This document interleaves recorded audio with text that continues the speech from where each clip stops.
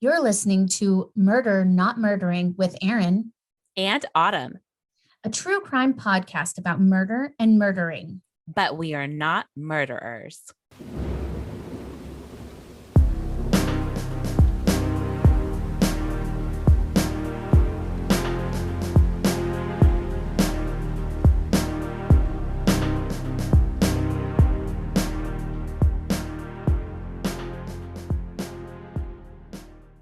And we are back.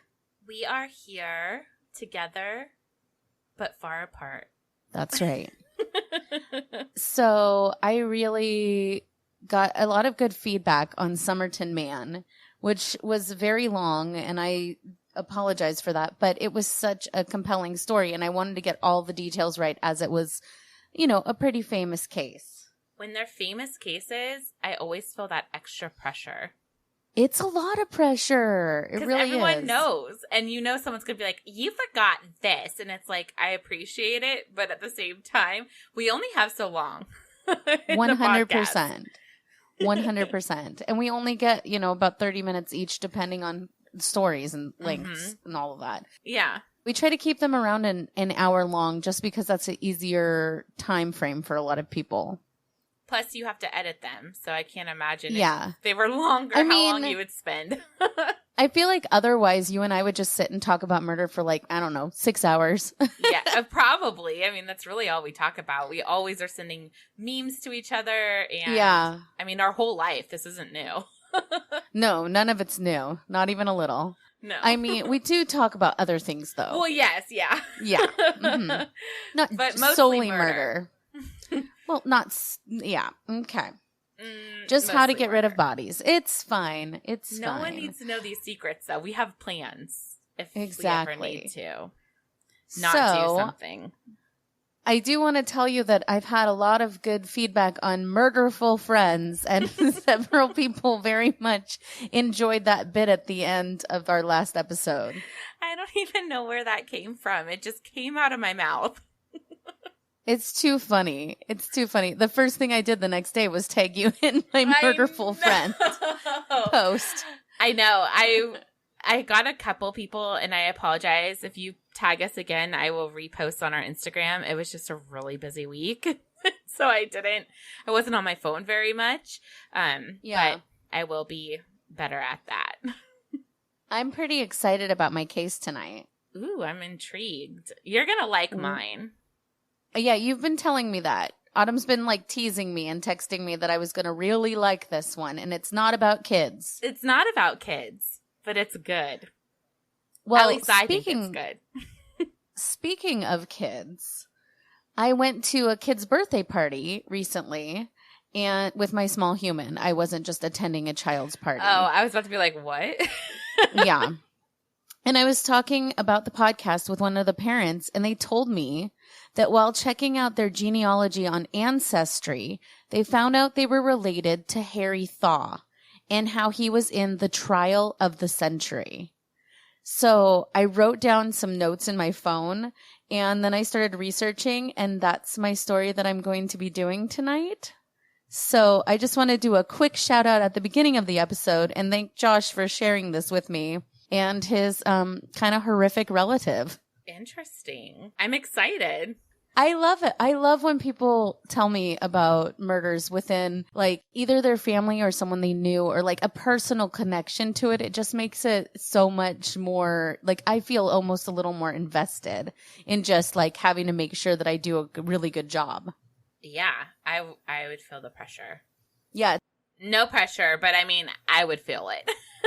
Also, I just think it's really fun when people are just like, hey, murder lady, let me tell you things, I know.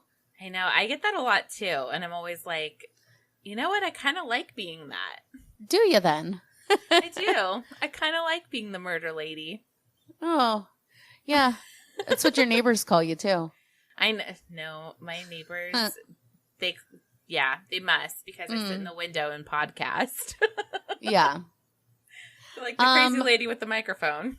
Exactly. Just sitting there by herself talking. Yes. Mm-hmm.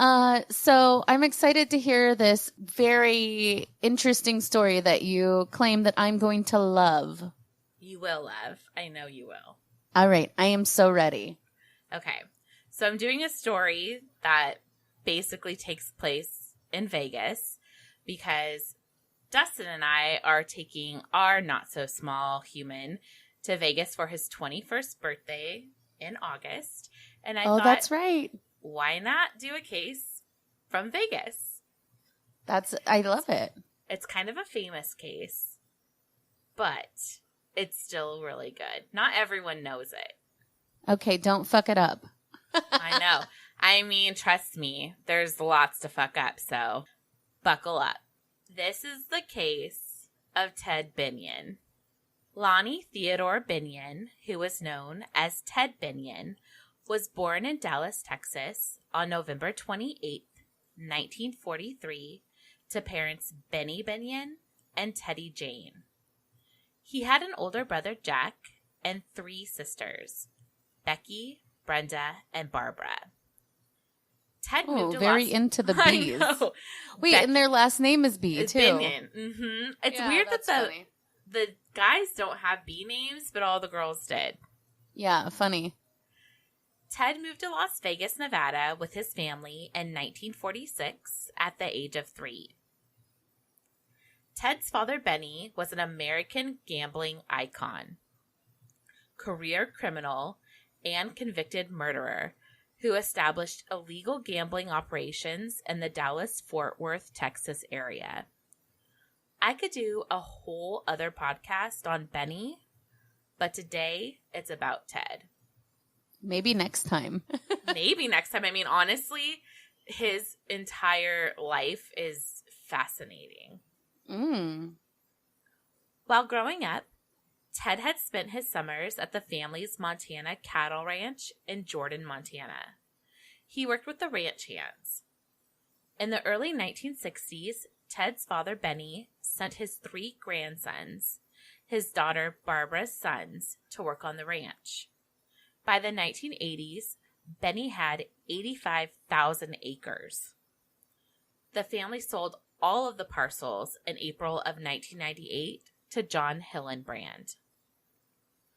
Benny Binion bought the El Dorado Club and Hotel Apache in 1951, reopening them as Binion's Horseshoe, which is also known as the Horseshoe Casino.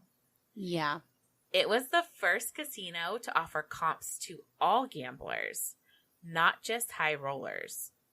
It was also the first casino to institute high-limit tables. When they first opened, the craps table limit was $500, 10 times higher than any other casino in Vegas at the time. They ultimately raised the table limit to $10,000 and even eliminated the table limit completely at times, which was a huge hit with gamblers. Ted Binion was involved early on in his father's casino. Ted and his brother Jack would supervise the games while their mother kept the books until her death in 1994.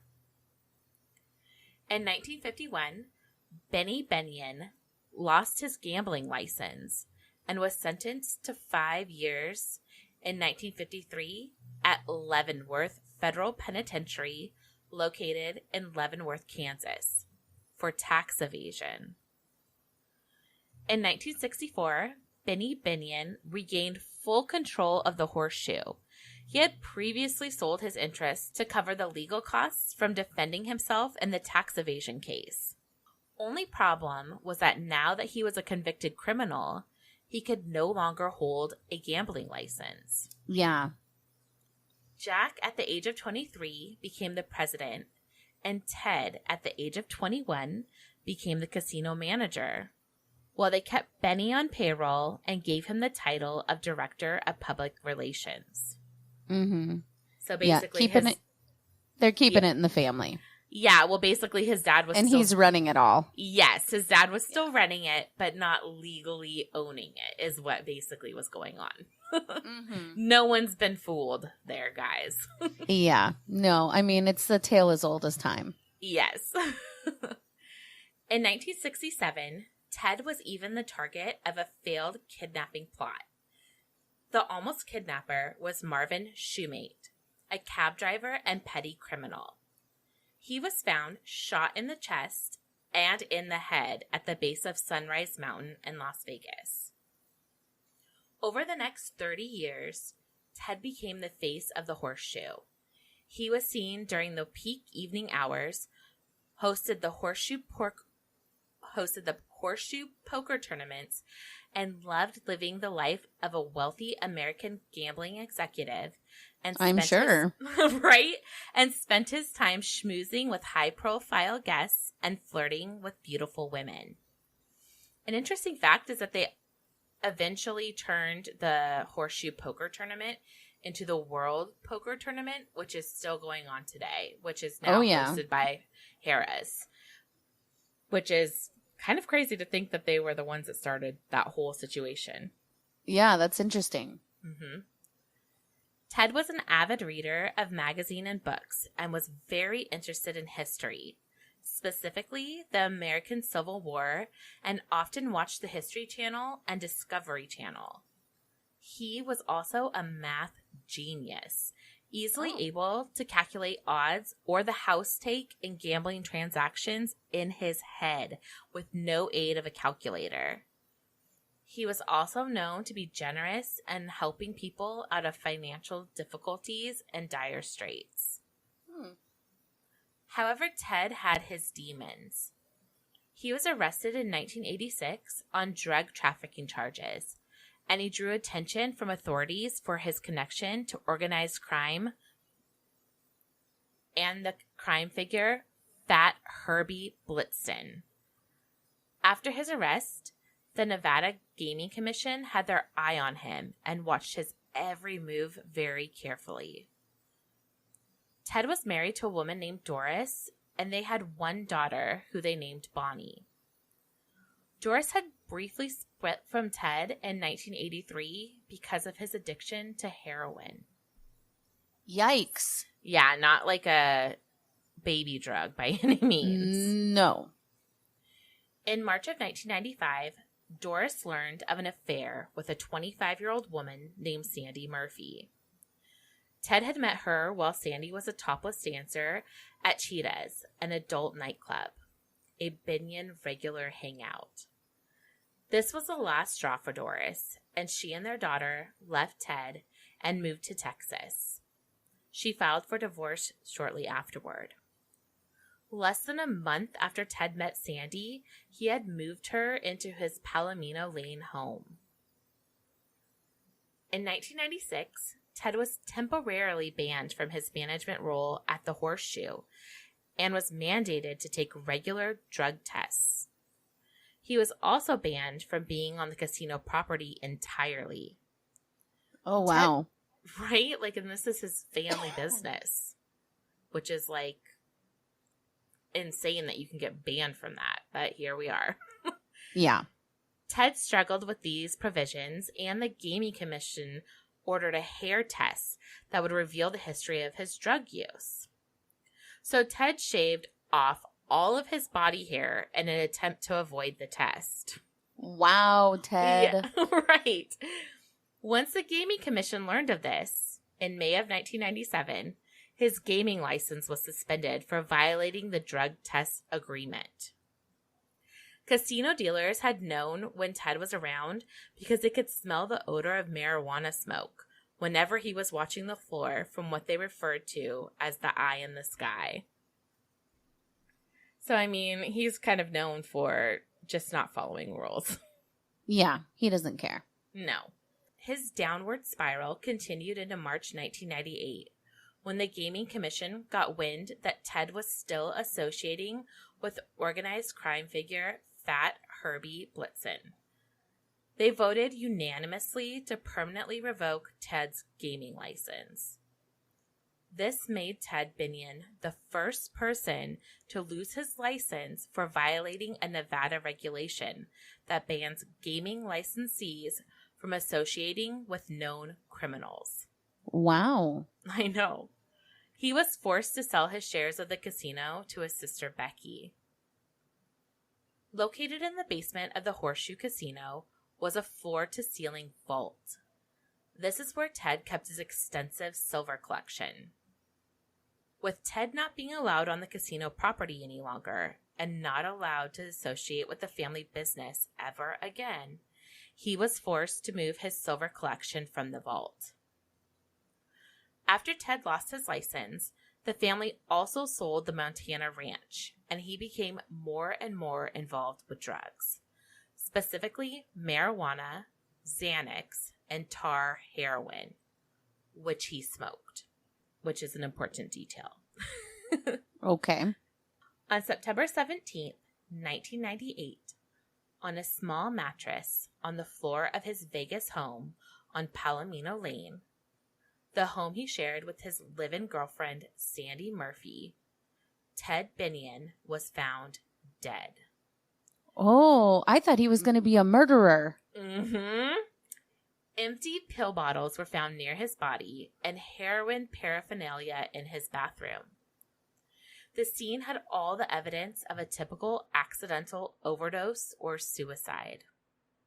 Sandy, who was now 26 years old, had found his body and called 911.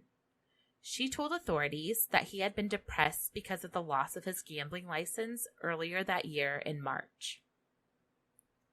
The day of his death, everything seemed normal. Around 9 a.m., Sandy called their housekeeper and told her that she did not need to come in that day because Ted was not feeling well. Around noon, Ted's friend Barbara Brown called and asked Sandy if Ted was there. Sandy told her he was, but that he was very ill and had been throwing up all day. She added that Ted didn't want to see anyone because he was losing weight. This didn't sit well with Barbara because she had talked to Ted several times that week and he seemed totally fine to her. Barbara felt that Sandy was trying to keep her from coming over. So she called at 2 p.m. and again at 3:40 p.m. However, Ted nor Sandy had answered the calls. Ted's sister Barbara also had serious issues with addiction and had committed suicide in 1977, causing authorities to believe that it was possible that Ted could also be vulnerable to suicide as well. However, Ted's sister Becky was adamant that Ted was not suicidal, and whenever they spoke, he did not sound despondent. Las Vegas homicide detectives were suspicious of the scene, suspecting that it could possibly be foul play. His body did not show the typical signs of a drug overdose and felt as though that the scene could have been staged. Toxicology reports were released 2 weeks after his death. They showed he had a lethal amount of both Xanax and heroin in his body. To his friends and family, this was an impossible combination for him because he only used Xanax to get off of heroin, and he would not have taken them both at the same time. The coroner also found heroin in Ted's stomach. This was highly suspicious because he was only known to smoke the drug, not ingest it, which the coroner also noted it was highly unlikely for most people to ingest heroin. Yeah. However, despite the findings and the urging of Ted's sister Becky and his brother Jack, law enforcement officials refused to open a full-scale homicide investigation. Yeah. They're just kind of chalked it up to another junkie. Like another junkie, and he's had problems basically his whole life, and they're just like not into it. Allegations began to surface that Ted had been suspicious of Sandy before his death. He contacted a private investigator, and he asked him, right? I mean, honestly, though, the nerve of this man. He cheated on his wife, and then he's like, I think this girl's cheating on me. Yeah. But to hire an investigator, though. Yeah, he was pretty serious about it. So he hired a private investigator, and he asked him to follow her around and report back to him. The private investigator discovered that Sandy could possibly be romantically involved with his friend and business associate, Rick Tabish. They were spotted together at a hotel the weekend before Ted died. Even more suspicious, the day before Ted died, he had called his attorney and told him to cut Sandy out of his will. He specifically told him, "Take Sandy out of the will. If she kills me tonight, if I'm dead, you'll know what happened." Whoa, okay. Right? Yes. Even more damning. 48 hours after Ted's death, Rick Tabish, along with 2 other men, were arrested while trying to empty Ted's underground vault. Rick claimed that Ted had told him if anything ever happened to him, he should dig up the silver, turn it into cash, and put it into a trust for Ted's daughter. Ted had a 12-foot deep vault built on the desert floor on a piece of property he owned in Paramount, 60 miles west of Las Vegas. The concrete bunker contained 6 tons of silver bullion. Holy shit. Yes. Horseshoe casino chips, paper currency, more than 100,000 rare coins, including Quezon City silver dollars, mini and mint condition, estimated to be worth between $7 and $14 million. Oh my God. So he was not playing I around. was not expecting that. I was Yes. like, his vault. God damn. Mm-hmm. After Ted had been banned from the Horseshoe and had to remove his silver from the vault, he contracted the construction of the underground vault with MRT Transport, a trucking company owned by none other than Rick Tabish. MRT trucks were used to transport the silver to the vault, and the only 2 people who had the combination to the vault were Ted and Rick. Rick and the other 2 men had been discovered by the Nye County Sheriff's deputies attempting to unearth the silver using an excavator and a dump truck. Wow. I know. And Rick, she was having, you're looking real guilty right now, buddy. Right, and him and Sandy were allegedly having an affair together as well. Yeah. 6 months later, even with the evidence piling up around the former gambling executive, the chief medical examiner, Larry Sims, ruled Ted Binion had died of a heroin and Xanax overdose. However, only a few weeks after that, the Clark County Coroner's Office classified Ted's death as a homicide on May 5th, 1999. They didn't give specifics, but cited evidence that the death scene had been staged. Observations that Ted's body and the scene had been tampered with, and evidence that he may have died as much as 9 hours before Sandy made the 911 call, as well as witness statements implicating Sandy Murphy and Rick Tabish. In June of 1999, Sandy Murphy and Rick Tabish were arrested for Ted Binion's murder, as well as conspiracy, robbery, grand larceny, and burglary. The prosecution stated that Sandy and Rick had conspired to kill Ted and steal his money by drugging him into unconsciousness and manually suffocating him. Jesus, that's awful. Mm-hmm. The 2 were reportedly having an affair, and Sandy took a phone call from Rick 8 minutes before she called 911. And they were positive that Rick and Sandy were like in cahoots together, basically. But they also were positive that Ted didn't die of the overdose alone, that he did die of because manual he was suffocation. Yeah. Wow. And, which is insane. That's that they awful. can even figure that out too. It is incredible. Mm-hmm. And Yay, forensics. Right? In May of 2000, after 2 months of trial and nearly 68 hours of deliberation, Sandy Murphy and Rick Tabish were found guilty of the murder of Ted Binion. Rick was sentenced to 25 years to life in prison, and Sandy was sentenced to 22 years to life. I would love to say it ends here. However, Oh, no. It is not over yet. Oh, no. In July of 2003, the Nevada Supreme Court overturned the murder convictions, What? ruling that the Clark County District Court Judge Joseph Bonaventure erred in deliberation instructions to the jury. The justices found that Rick Tabish should have received a separate trial regarding a previous charge against him for assaulting and extorting businessman Leo Casey. The prosecution was never able to prove a link between the previous charge against Rick and the Ted murder charge.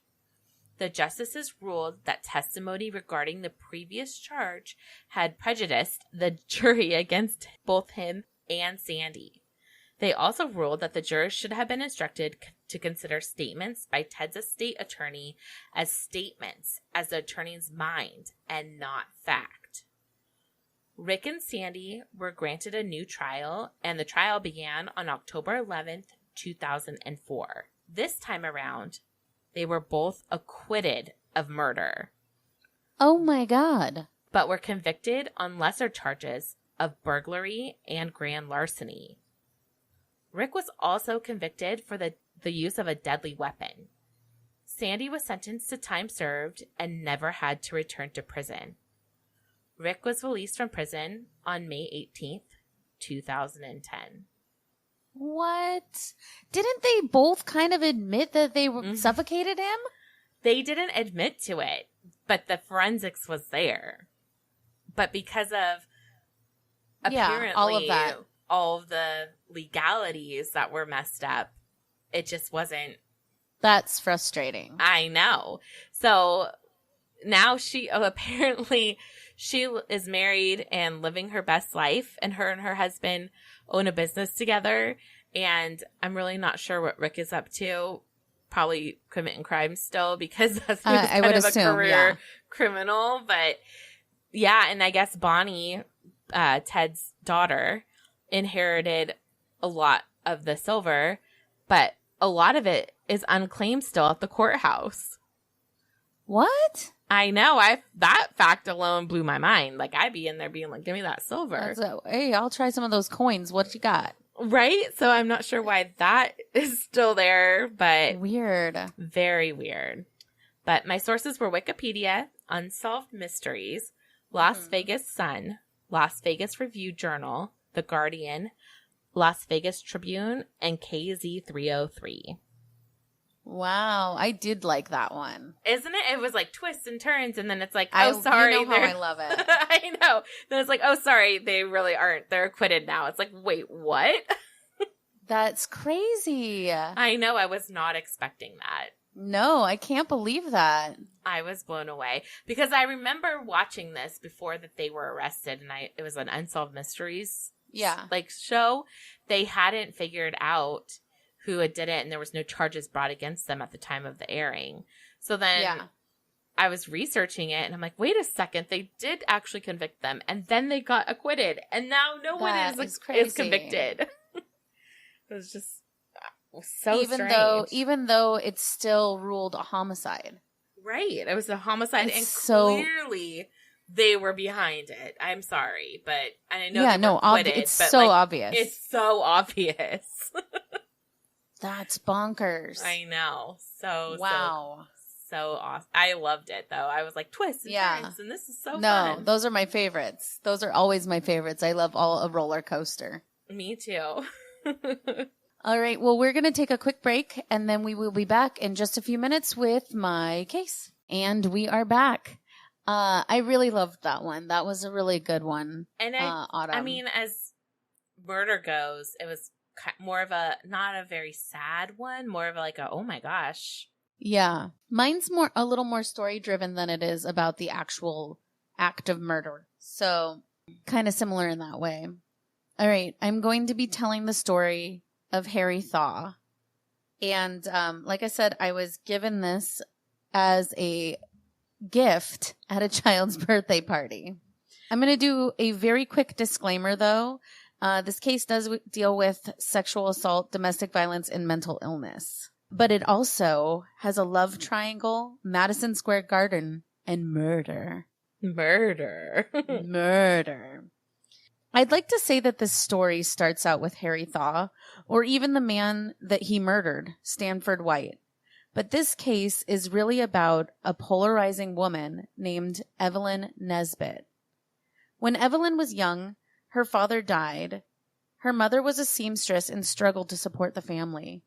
They moved to New York City in 1900. Evelyn was age 15. She was beautiful and beginning to develop into more of a womanly body. She caught the attention of many artists and became in high demand for modeling jobs, both in photography and portrait artists. You've most likely seen her face before because she was one of the first inspirations for Charles Gibson and was the first Gibson girl. Oh. Yeah. So she's really, really famous. She was also in Cosmopolitan, Vanity Fair, Harper's Bazaar, and the Ladies' Home Journal.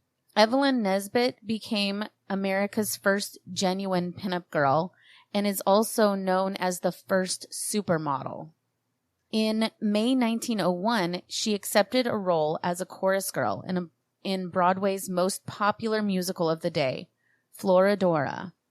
Now, at this time, the public professions of modeling and acting often came with expectations from wealthy male patrons of the young stars, something that a lot of ballet dancers also endured. A man like this might come into an actress's dressing room after the show, bring her expensive gifts, and flirt with her. It was assumed that they would do then what they pleased. Often it was expected that the actress would become his mistress or be considered a sex worker. Evelyn attracted many men.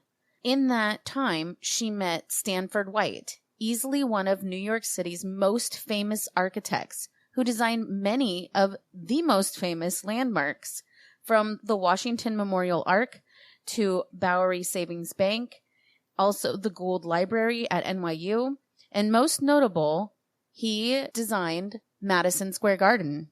Oh, wow. He was described as a big, bluff, open, lovable man of superb talent, but there was also a predatory side to him. He had an insatiable appetite for young girls and wild sex. In 1887, White and a group of fellow New York City businessmen started the Sewer Club, a place for drinking and sexual excess. Because of Stanford's immense wealth and power, girls flocked to him. He had many affairs going on. 46 years old at the time, Stanford arranged to have Evelyn come to a society luncheon through one of her fellow chorus girls. Instead of meeting at a posh restaurant, Evelyn ended up going to a lunch for 4 people at Stanford's apartment. It was a bit of a letdown for her. She initially thought Stanford was terribly old, in her words. But she found his energy and his playfulness attractive. I just want to remind you that she's only 16 years old. Oh. After lunch, Stanford led Evelyn and her female friend to an upstairs room where his infamous red velvet swing hung suspended from the ceiling. And I'm going to get to that in a little bit further, but that's what she saw. Stanford encouraged Evelyn to get on the swing and gave her several enthusiastic pushes. Then he laughed and clapped, relishing seeing her on his swing. Stanford and Evelyn became fast friends. He won over her mother by caring so intently for her daughter, as well as giving money to her and essentially supporting the family. He also sent Evelyn to a dentist, monitored what she ate, and threw many lunches and parties where she attended. Because of Stanford's generosity, they referred to him as their benefactor. His behavior was controlling and worrisome to me. Yes. That's my own personal opinion. It's a little terrifying. Yeah, I just thinking that. But her mom, is thinking, oh, he cares about her career. He wants her to be healthy, things like that. That's how she's justifying it. But also he's giving them a shit ton of money. So, and giving them. Right. So she's Yeah. You know, and her mom was also described as being very naive and gullible. Makes sense. So after 2 months, Mrs. Nesbitt, Evelyn's mother, went on a trip to Pittsburgh after Stanford convinced her to go, leaving Evelyn in New York City after he promised to fund the entire trip. Before she left, Mrs. Nesbitt made Evelyn a promise to see no one else other than Mr. White while she was gone. While away, a cab showed up to Evelyn's apartment to take her to a party at Stanford's place. But when she arrived, no one was there except for him. No. He made an excuse that people had turned down the invitations, but they could make the best of the night anyway. Yeah. The champagne flowed. The champagne flowed, and Evelyn remembered it tasting a bit bitter. Then she passed out. The next thing she remembered was waking up naked on silk sheets in Stanford's bed, which, by the way, the room was mirrored. What a sicko. Yeah. There was a streak of blood down her inner thigh, and she began to cry, knowing what happened. Stanford said to her, "Don't cry, kittens. It's all over. Now you belong to me." And he passed her a kimono. Evelyn went through an array of emotions trying to process what had just happened. She had been raped. But times were different back then, and there wasn't support or conversations that we have now. She eventually went back to Stanford. For the next 6 months, they visited daily. For her 17th birthday, he gave, remember, he's in his mid to late 40s. Oh my, this is disgusting. So for her, for her 17th birthday, he gave her a very expensive pearl necklace, 3 diamond rings, and a set of white fox furs. Later in life, she would call Stanford a benevolent vampire. And she also said Stanford White was a great man who did me wrong. He was, from certain moral standards, perverse, but also decadent. The velvet swing was used often, generally naked. He would love to have girls swing with nothing on underneath their dresses and look at them from below. This is not a great man. No. Maybe he was talented in architecture, but that will never erase the fact that he was a rapist and a pedophile. No. Anyway, no. Like, I'm sorry, you could do the most amazing things, and if you are those things, you're shit. Yeah. In the summer of 1902, Evelyn met John Barrymore, who would eventually become one of the most prolific actors of the time. Is that Drew Barrymore's relative? It's grandfather. Yeah, that's what I thought. So he also John Barrymore, or maybe it was her great uncle. I can't remember. That's a big family, and they were all actors. Mm-hmm.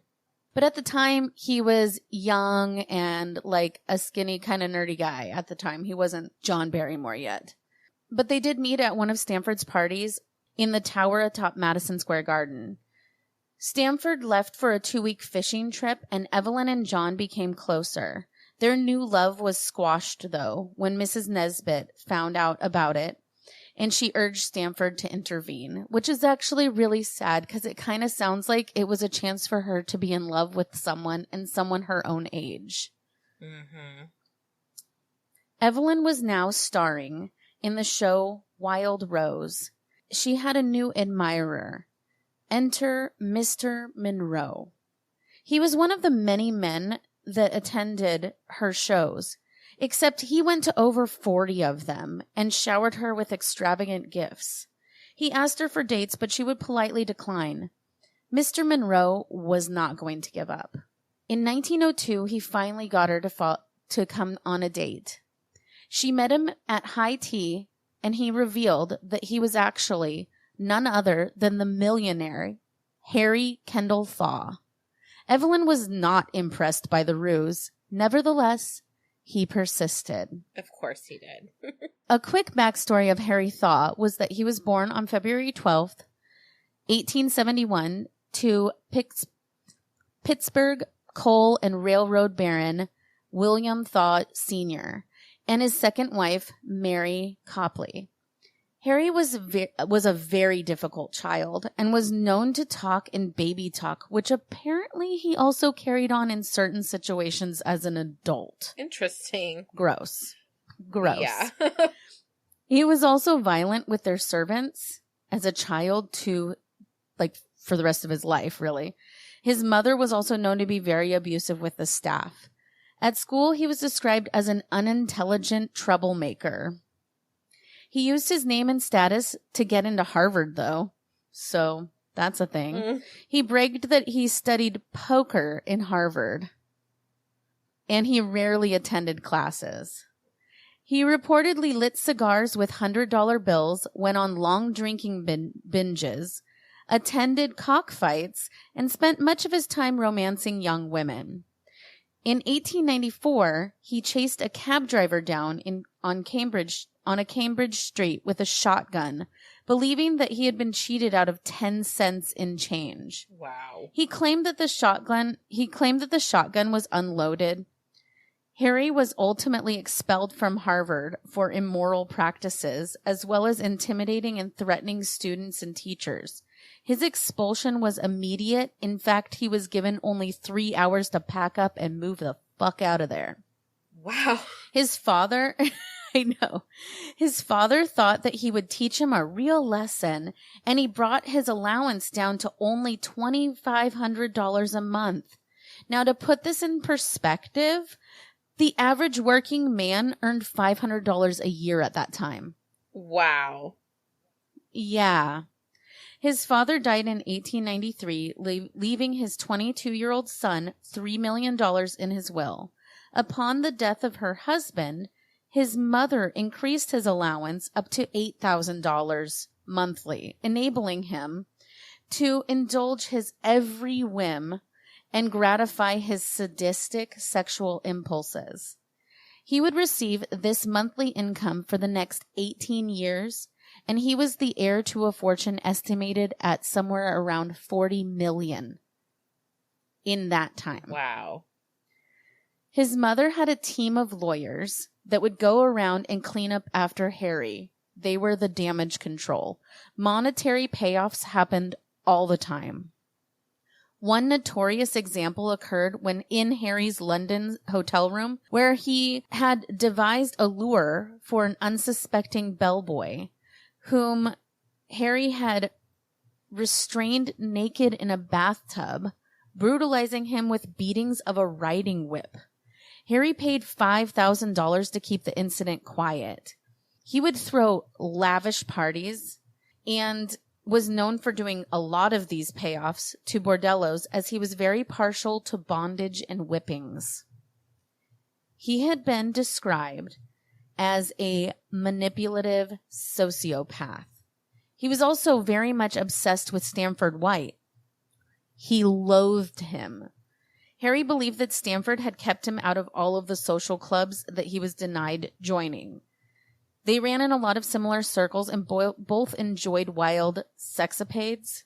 Let's go with that. And yeah, some people have talked about maybe because they were similar in that way and of higher social standing, but Stanford had way more pull with people. Like, Harry was actually rejected from one of these prestigious clubs because he rode a horse into the lobby. Oh, and they were like, God. No, you're not a gentleman. Get the fuck out of here.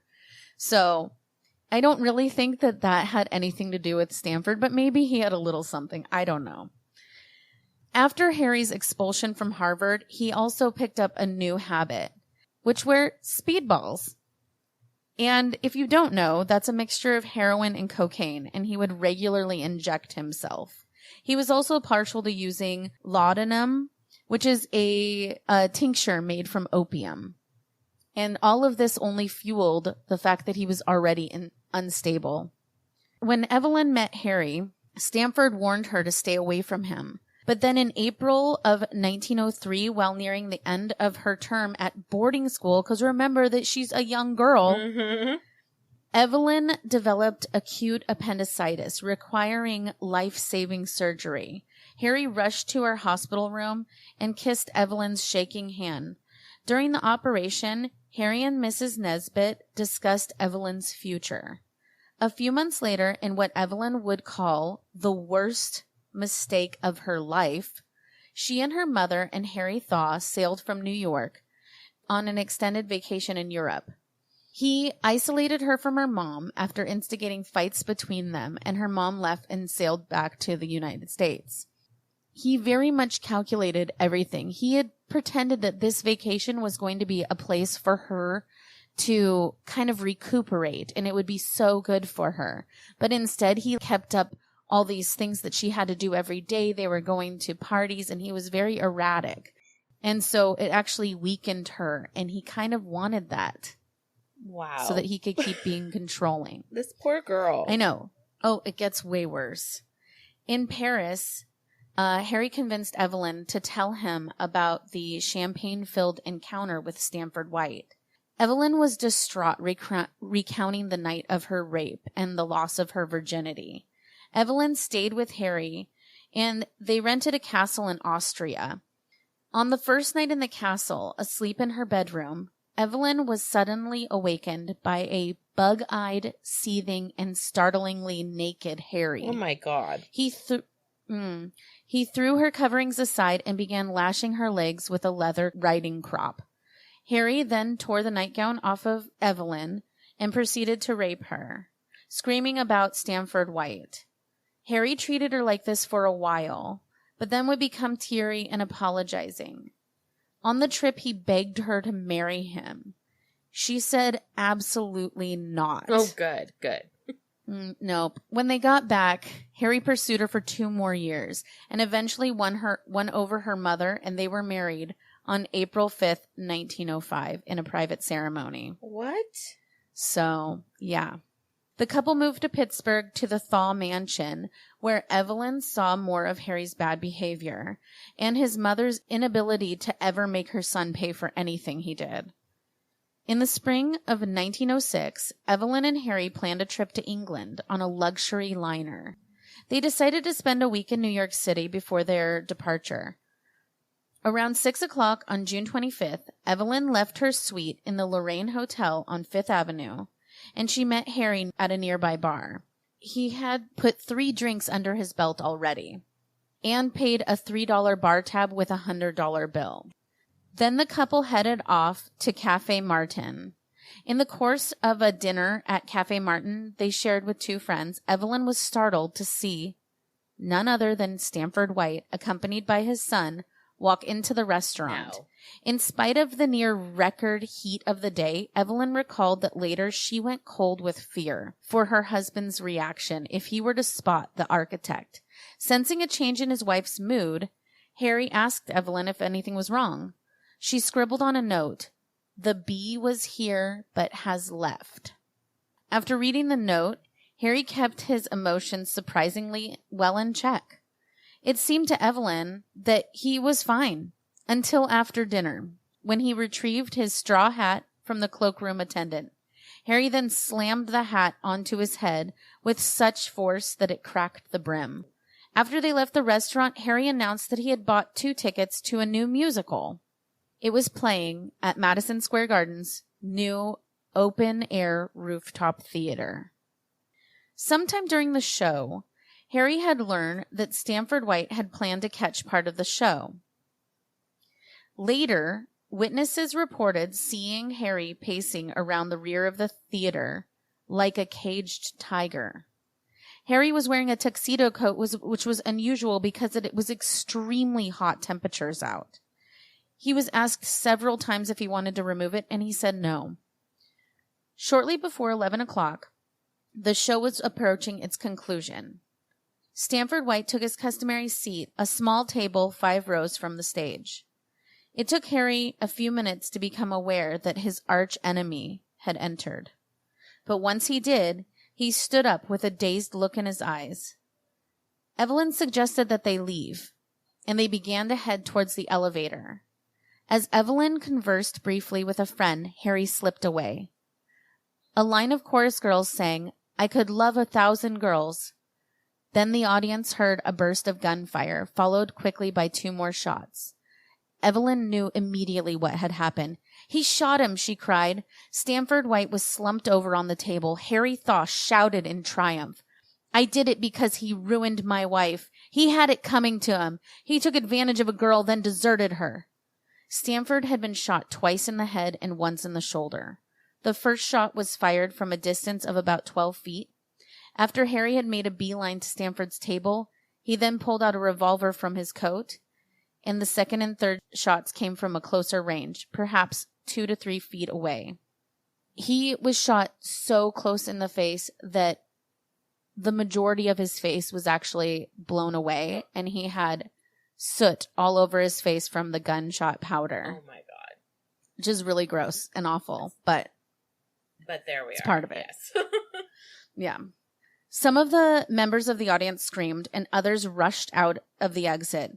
Some were also confused, and several thought it might be part of the show or maybe a prank, which is fucked up. But yeah, what kind that's of what they, prank you know, would that be? It was. I think it was so shocking that it was like, oh, maybe this is like part of the show or something. Kind of like when people As Harry was come across like mannequin or dead bodies, and they're like, oh, it must be a mannequin. It's like, no, it's not a mannequin. It's never a mannequin. No. As Harry was led away by police officers, Evelyn said to her husband, "Look at the fix you're in." "It's all right, dear," Harry replied. "I've probably saved your life." I don't know. From yeah. Yeah. Anyway, meanwhile, the city was abuzz with rumors about possible motives for the killing, and Thomas Edison's studio worked overtime to rush a film called The Rooftop Murder to the Nickelodeons. Evelyn stayed held up in her apartment, avoiding the press. Harry was charged with first-degree murder and denied bail.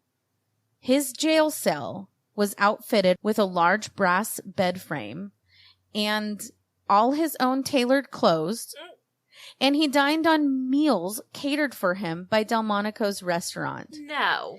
Yeah.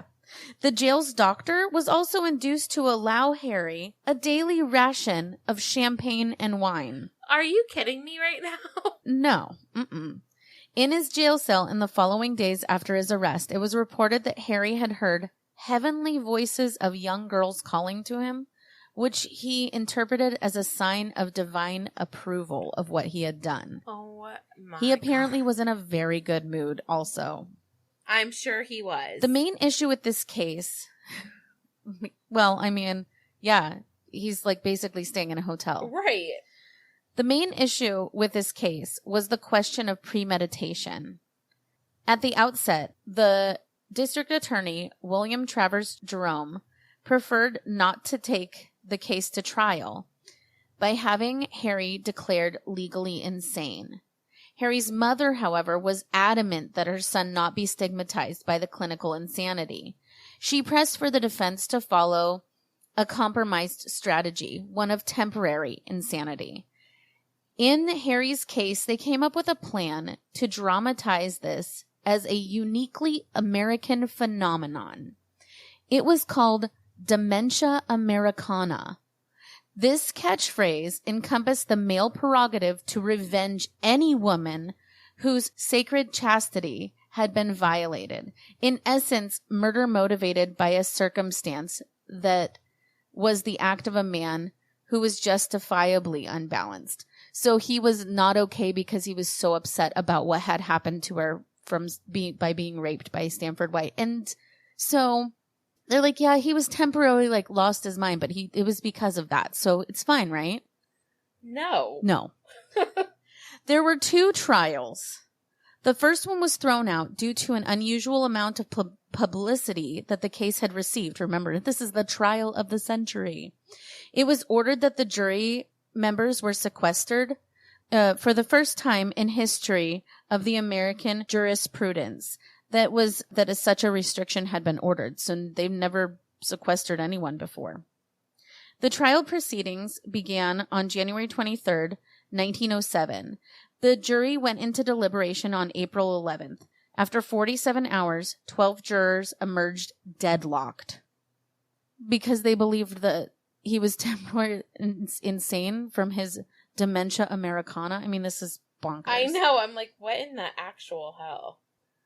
I know. At the second trial, though, it was deadlocked, so it was thrown out. So at the second trial, He was found guilty for reasons of insanity. His mother had retained his lawyers for $25,000, which is equivalent to $754,000. Oh, wow. So, yeah. Harry Thaw was sentenced to incarceration for life at the Matawan State Hospital for the criminally insane in Fishkill, New York. His wealth allowed him to arrange accommodations for his comfort to be granted privileges not given to the general population. Poor Evelyn had to testify at both trials, recounting all of the things she had been through to help aid him in his insanity plea. That means she had to tell about her rape. She had to tell about what had happened with Harry in the Austrian castle, all of the abuse that she had taken, and how Harry was paranoid in his drug use. It was so awful that she had to do it twice at 2 trials. So she kept getting having to relive that. Yeah, like re-victimized. Telling the story to jurors proved too much for Evelyn. She fell back in the witness chair, collapsed, and murmured, "I can't go on. I can't," after the courtroom windows were open. And then a doctor gave her something to calm her. Who knows what back then. She then had to continue with her testimony. It was rumored that there was an amount of money that the Thaws pledged for her cooperation. So the rumors go from $25,000 to up to $1 million. There was an interview with her grandson years and years later, I think in the 50s, and he said that he was pretty sure she left with $25,000, which again, like I said, that's like $750,000. So that's a hefty amount. Mm-hmm. After the second trial, the Thaws virtually abandoned Evelyn and cut off all funds. She did have a child, Russell Thaw, after a conjugal visit with Harry, but he always denied being his father. What? Yeah. Evelyn and Harry divorced in 1915. Determined to escape confinement, in 1913, Harry walked out of an asylum and was driven over the Canadian border to Quebec. It is believed that his mother orchestrated and financed her son's escape. Of course she did. His attorney, I know, right? His attorney, William Shirtliff, fought extradition back to the U.S., because of course they did. Harry was taken to St. Madison House in New Hampshire for the summer and was kept under the watch of Sheriff Holman Drew. But in December 1914, he was extradited to New York and was able to secure a trial to establish whether or not he be still considered insane. On July 16, 1915, a jury determined that Harry was no longer insane, and they set him free. What? Throughout 2 murder trials, as well as an escape from an insane asylum, there was a fair amount of the public that believed that he was a defender of women, that they deemed what Harry did as justifiable murder, and letters were written supporting him.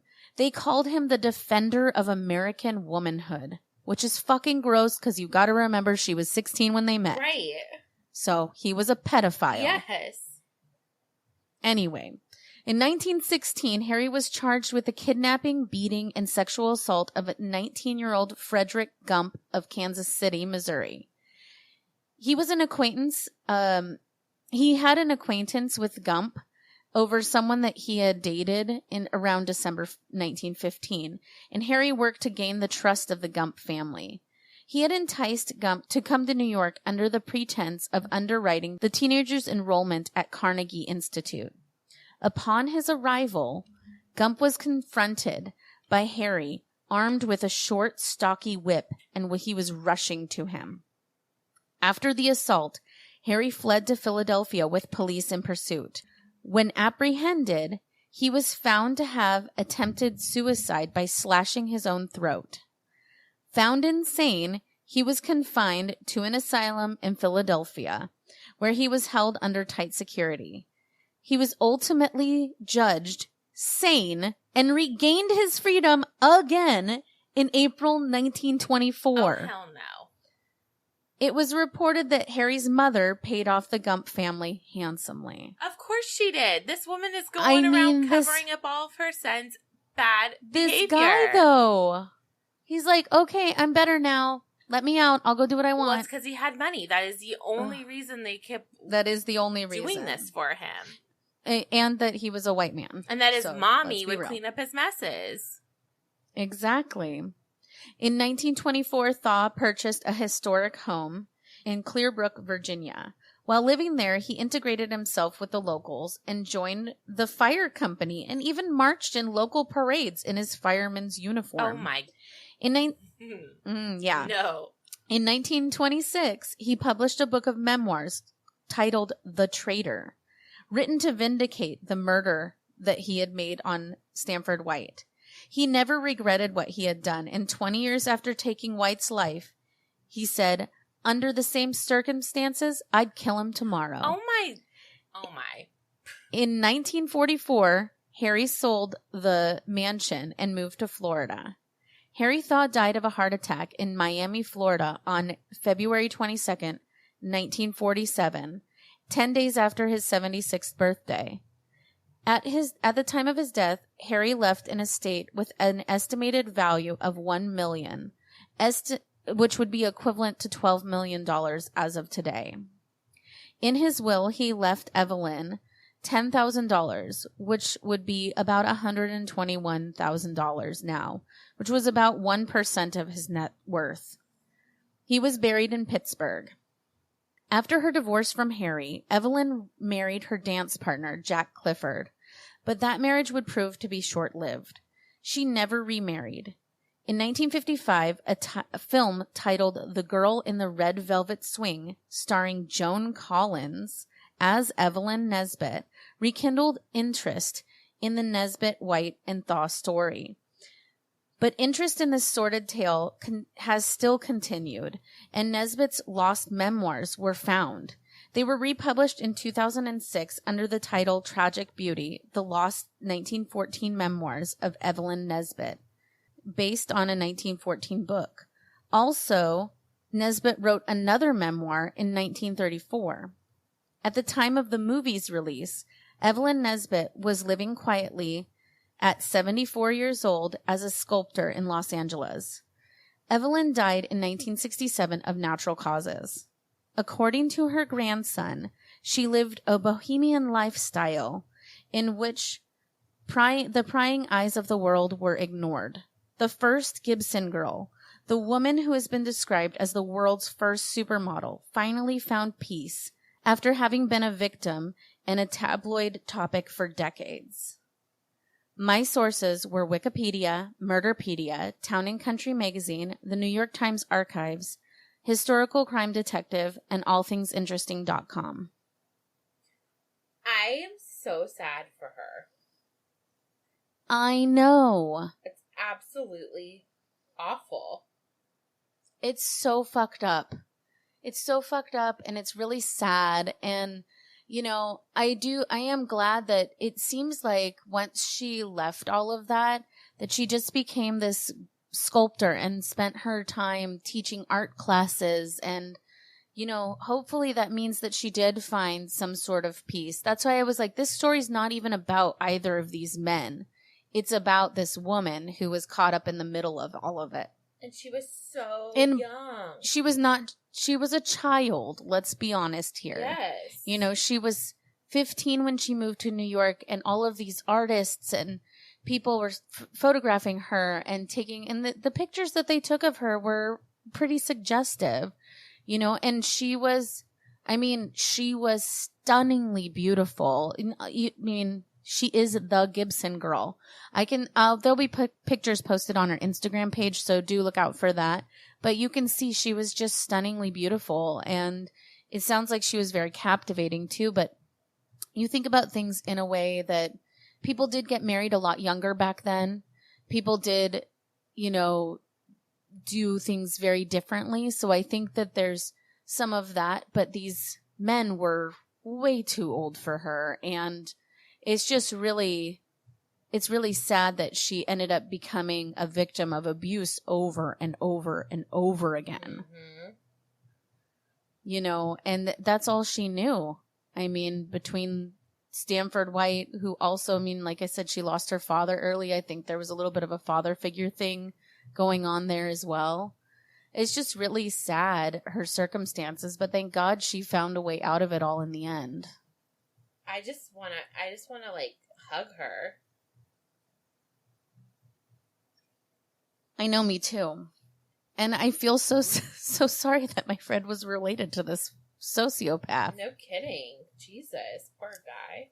Can you imagine though, just being on Ancestry and being like, oh shit, oh my God, why? No, oh. No. I mean, that would be my reaction. I'd be like, girl, shit. Yeah.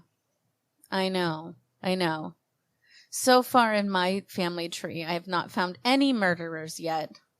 Well, that's good. That I know of. I love all of all of that, like genealogy and the history of things. And I mean, sometimes you are going to find some shit that you don't want to see that's part of your family history, but that is what it is. There's nothing else you can do about it, you know? Right.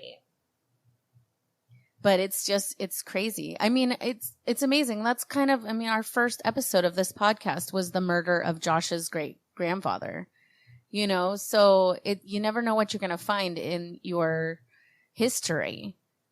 I mean, I'm not doing an ad for Ancestry unless they want to give me money, but right. I was about to say, stop giving out free press, Erin. I know, but I think I find genealogy like fascinating, and I will spend like hours researching. I just think it's really interesting. Yeah, I agree with you. Yeah. But anyway, that was my case this week, and really interesting. We had several similarities again. Mm-hmm. We have guys with drug problems, right? Yeah. Cheaters. We have multiple, you know, there was a few things in there that were going on that were kind of similar in a way. Very, like, the murders were more like side notes in both of our stories, which is interesting too. We were telling more stories about lives and all of that more so than the act of murder. Mm-hmm. So, you know, we had that in common. So we will see you guys next week. Again, check out the Instagram for our updates and pictures, and so you can get to know these cases better. Remember that we do have a promo code for Birdie, which is a personal alarm. It's not murder 15, and you're going to get 15% off of that. I actually just gave a friend one the other day because she didn't know anything about it. And I was like, you need to take this. Yes. You walk at night. Yes. It's important. Please do. Be safe. Yes. You can always email us at info@murdernotmurdering.com. And you can visit our website, murdernotmurdering.com, if you want to look up more information on these cases. We keep all of our episodes on there. Also, you can listen to us on Spotify. You're already listening to it. You know how to find us. Yes, you know how to find us. And tag. I'm trying to just rattle it all off at the end. And tag Murderful Friend, and I will repost to you. Yeah, tag all of your murderful friends. Yes. Is that going to be a thing now? I hope so. Let's start a hashtag. Is that what the kids do? I think so. Oh my gosh. We're going to tick and talk, y'all. You just sounded so old. Yeah, that's how I feel. Is that what the kids do? No, Erin, that's what we do. Oh, I'm sorry. Oh, yeah, we also have a TikTok page. Yes. It's okay. But obviously I don't do. No, it's okay. But Autumn does it. Yes. Yeah. So we do listen to our TikToks. Yes. And watch our TikToks. I don't know. I sound really old. You do. So let's just say Oof. we appreciate everybody. Tag Murderful Friend, and we will see you next week. We will.